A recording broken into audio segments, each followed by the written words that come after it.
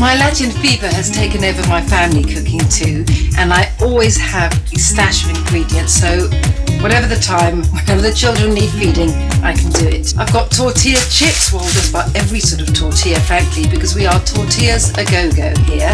I've got vegetable stock, which I need now for my sweet corn chowder with cheesy, crisp tortilla topping. Yum. And not very Latin American, I know, but I need it. Semolina. So if I always have these on hand to make supper, from my other pantry, aka the freezer, I've got some sweet corn. Obviously the essential prime ingredient for the chowder.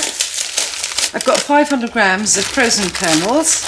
Not that they'll be frozen for very long. I mean, obviously you can just take them out of the freezer earlier, but we don't always remember to do that. So just pour over some hot water from a kettle, a bit of a stir. And the reason I use frozen corn rather than canned is very straightforward. I just think you make better soup out of frozen, but I do need them soft. I'm doing this slightly back to front, which is to say, I'm going to process the corn now, not at the end of making the soup, which is normal. This makes the soup taste much better because you break down the corn now. But perhaps most helpful is that at stress o'clock, you do not want to be blending hot liquids. So on top of the corn, I've got 2 spring onions. Obviously there's no need to chop them up because they are going into the processor, but just cut them into 3 each. And now a clove of garlic, just a small one. In that goes. And I know this sounds a bit strange, but it works. 3 spoonfuls of semolina. But I like the semolina not just because it thickens the soup, and a chowder is a thick soup, but because its yellow sweetness echoes the yellow sweetness of the corn. Quick blitz, and we're almost there.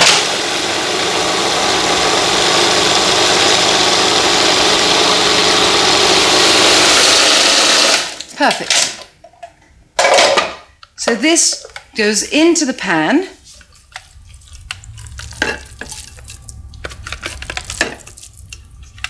And on top of this sunshine yellow mixture, I want just under 1 litre of water.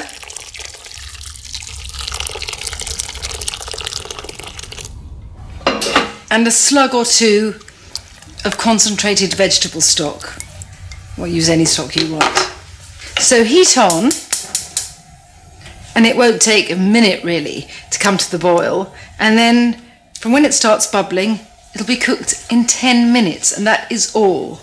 And while this is cooking, I'm going to get ready a final flourish, a special treat for the children, the chowder's crowning glory. I need some cheese from the fridge.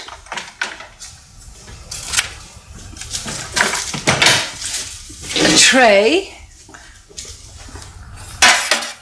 And some tortilla chips, but make sure you use lightly salted or even unsalted ones here, and grate over any cheese of your choice.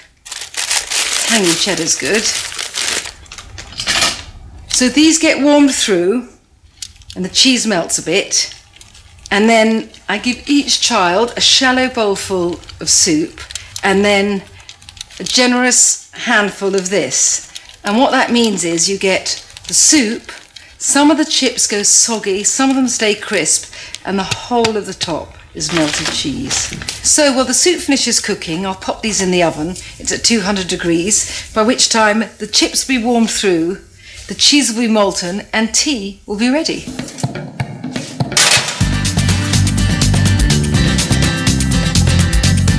Mimi, Phoebe, Bruno, come now. Come along. There's some spoons.